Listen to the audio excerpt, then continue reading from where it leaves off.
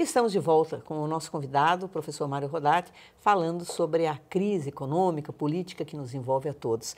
Bom, como a gente dizia desde o começo, é uma questão de perspectiva. Você tem uma economista, por exemplo, como a Laura Carvalho, que é formada pela Escola de Nova York, né, que parece que é bem progressista, onde ela diz que o nosso problema não é de pagamento, o nosso problema é de arrecadação e de tributação das grandes fortunas e das operações financeiras. E ninguém fala disso como solução do problema. Quietinho, os juros, os grandes ganhos. Você também concorda com isso? Eu concordo com isso. E no mundo nosso lá de pesquisa econômica, né, houve um fato novo, que foi, primeiro, né, o lançamento do livro do Piketty, né, O Capital no Século XXI, em que ele falava sobre essa questão da desigualdade, né, mundial. Que não estava diminuindo. Exatamente, né, porque a década, quer dizer, pegando o século XX, né, principalmente pós-Segunda Guerra, havia um cenário de otimismo, de que o estado do bem-estar, né, a virtuose do crescimento econômico de todos os países, né, estava se tendo um cenário assim, que, poxa, estamos crescendo com redução das desigualdades, né, geradas principalmente no século XIX. E qual a surpresa, né? Eu acho que o livro vem botar a evidência de que a partir da década de 80 tivemos um movimento contrário, agora estamos num processo de concentração de renda. E o Piketty, ele não pôde analisar o Brasil porque não tinha dados tão confiáveis quanto dos outros países que ele analisou, né? Mas essa situação, né, essa precariedade foi resolvida devido a um acerto da Fazenda, né, do fisco brasileiro, que cedeu as informações, né, do imposto de renda, né, para se poder fazer uma análise mais aprofundada sobre a iniquidade, sobre a desigualdade de renda, né? E o Piketty ficou surpreso com os dados brasileiros. Ele falou assim, ó, numa situação, um país que tem essa situação de desigualdade, a democracia torna-se pouco harmoniosa. E é curioso que ele falou isso cerca de 3 meses antes da queda da Dilma. Foi quase profético, né? Realmente, quando a gente vê, então, esses novos dados que estão surgindo, a gente vê que cerca de 50 mil brasileiros mais ricos recebem a sua renda livre de imposto. É uma coisa surpreendente, né? E foi uma medida, assim, essa isenção do imposto de renda sobre lucros e dividendos, né? Foi uma coisa recente, foi do período do FHC. Né? Agora, me diz uma coisa, e as medidas que estão sendo tomadas, né? Quer dizer, a PEC 241, depois 55, já foi aprovada, né? Sim. E agora estão em vias de aprovar a reforma da Previdência, com uma mudancinha aqui e outra ali. Esse remédio, entre aspas, você acha que vai funcionar? Olha, pois bem, eu me formei em economia num momento em que a economia estava muito indo nessa direção, que foi o Plano Real 1, sabe? E havia esse mesmo discurso que está sendo dito agora, tinha naquele momento, em que havia uma estabilização monetária, né? O Estado estava abrindo mão de certas funções, o processo de privatização do Collor tinha acontecido e seguiu-se privatizando, né? E havia uma ideia de que o setor privado iria assumir de uma forma muito melhor do que o Estado vinha assumindo essas funções e que a economia ia crescer com o Estado cada vez diminuindo o seu tamanho, né? Pois bem, isso não aconteceu, né? A gente já sabe, né? O desemprego, ele foi numa escalada de crescimento até chegar-se a 2002, né? Com taxas recordes em várias regiões metropolitanas, né? A de Salvador mesmo chegou a 30%, entre os jovens 60%, né? Uma coisa assim absurda, né? Então, assim, por esse cenário anterior, por essa experiência, eu tenho a minha posição de que essas medidas aplicadas agora não vão surtir efeitos benéficos. Já né? não surtiram em outros países, Já né? não surtiram, Se não me engano, na Grécia, se não me engano, na Espanha, né? Uhum.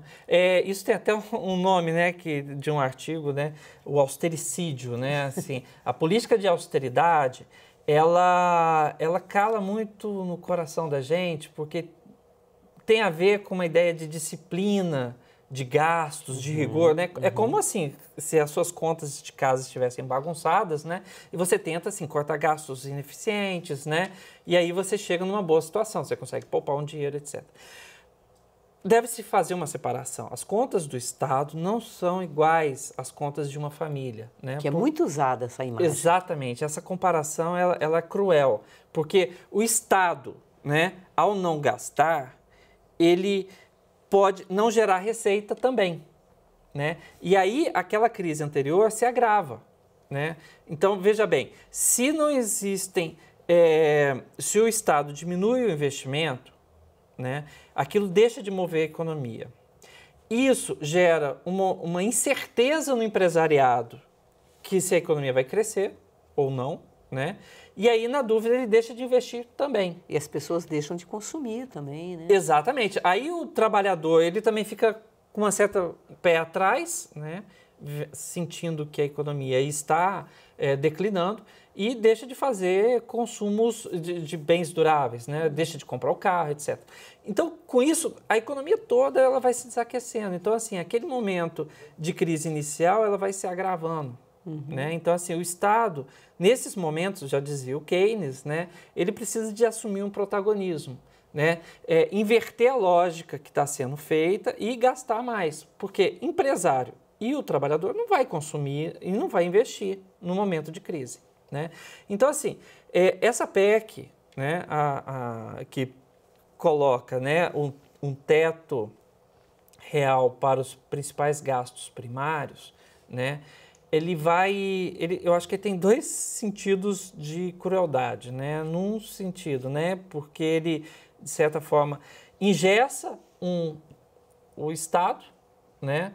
Num papel de aquecer a economia, mas também ele engessa em papéis que eu diria assim, tem um aspecto humanitário também, que é o aspecto de fornecer serviços cruciais para a população, né? Que é o benefício da Previdência, o atendimento à população de mais baixa renda, pensando principalmente no setor da educação, e a saúde. Né? E é um aspecto que eu acho que não deve deixar de ser destacado, que assim, a população brasileira ela vem se desacelerando o seu crescimento, seu nível de crescimento. Né? Mas a população de 60 anos e mais, ela vem crescendo muito. Né? Então, assim, isso faz com que haja um crescimento na demanda da população por serviços de saúde, pela Previdência, sabe? Então, assim, essas medidas governamentais, elas vão no contrapé, numa situação em que as demandas sociais estão indo para outro lado. Né? Ou seja, provavelmente parece que então a situação vai piorar. Vai piorar. Quem vai pagar a conta mais pesadamente? As mulheres? Bom, já estamos pagando a conta de forma desigual, né? A gente vê os dados de mercado de trabalho, vê um crescimento muito acelerado do desemprego dos negros, dos jovens, né? Aqueles que estavam entrando no mercado de trabalho, né? Isso é até normal, né? Porque assim, a empresa, num compasso de espera da situação, né, deixa de contratar. E os contratos geralmente são de pessoas jovens, né? Pessoas que estão entrando no mercado de trabalho. Então, essas pessoas já estão sendo lesadas. Né, estão pagando mais, tendo um ônus maior nesse momento de crise. E nem se fala, né, eu pelo menos não vi nenhuma medida de que houvesse uma redução das isenções fiscais às grandes empresas, né, aos setores estratégicos, pelo contrário. Né. No campo, a gente vê que menos recursos estão sendo destinados à agricultura familiar e mais recursos ao agrobusiness. Ou seja, né? O projeto econômico que está no poder é esse. Exatamente. E sem falar que também não se pensa em tributar lucros e dividendos, né? Que é aquela questão que o Piketty colocou. Que a Laura Carvalho fala. Exato, exatamente, exatamente. Então, assim, e essa PEC, ela não funciona sem outras medidas, né, que não reduz o poder aquisitivo dos trabalhadores, né? Então, assim, é preciso que, depois da PEC, que haja mudanças na legislação trabalhista, na CLT, né? A reforma da Previdência está aí nesse sentido também, para diminuir os benefícios, porque senão o Estado colapsaria, né? Porque, assim, vários economistas fizeram ensaio, a Laura Carvalho também, de que, assim, como que vai acontecer nos próximos meses e anos se a PEC funcionar? Então, assim, 2017, 2018, as coisas permanecem mais ou menos como estão, mas a partir de então, né, é preciso que haja redução da Previdência e redução dos gastos com saúde e educação, porque senão você não vai ter nem recursos desta lógica, né? para manter o resto da máquina do Estado, né? Então, assim, é ilógico. Okay. Olha, infelizmente nosso tempo está acabando, né? Essa questão ela é muito complexa, né, Mária? Eu acho que o jeito vai ser convidar você para voltar e a gente continuar discutindo. Será né? um prazer. Eu queria agradecer muito a sua presença aqui com a gente.